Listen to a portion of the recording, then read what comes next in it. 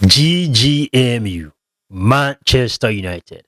Congratulations. That was a good win against Everton. And I've been saying this, when you're about business, when your objective is to finish in the top four of the English Premier League so you can make it to the Champions League where you actually belong, those are the type of games you want to win. Now, it is not the prettiest of performances, but it was enough to get it 3 points. And it is good for Manchester United because I have said on the show that when Manchester United is bossing a game, when they are controlling possession, when they are dictating the tempo of the game, it means they're having way too much of the ball to the point that they don't really know what to do with it because teams are going to stay deep in a low block or in a mid block and their passing and movement is very slow, despite the fact that they have PC players, right?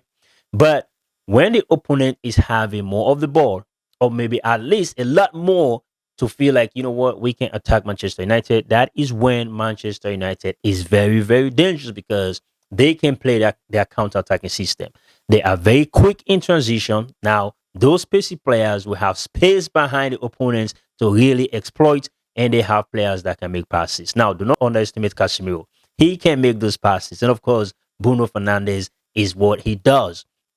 So, today, Everton was clearly the better team.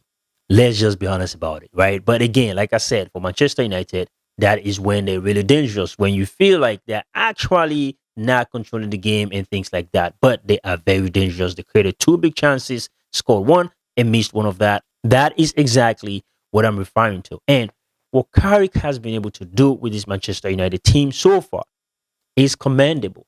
I mean, I'm not a Manchester United fan, but I'm not advocating for him to get it 3, 4, 5 years contract permanently, but 18 months or 24 months might not be a bad idea altogether.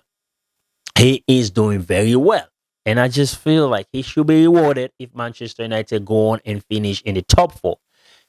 Let's put this into perspective, right? United is 3 point clear of Chelsea, 3 point clear of Liverpool.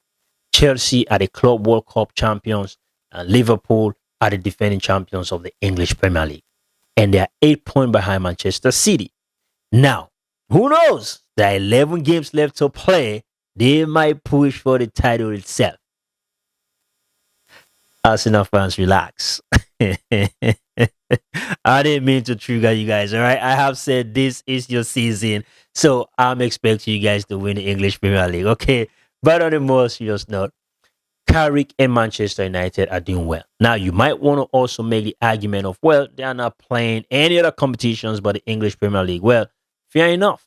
But also, think about it. That same argument can be used to at least banter Manchester United if they're really not in the top four right now, right? So either ways you look at it, I think Carrick and Manchester United are doing just fine.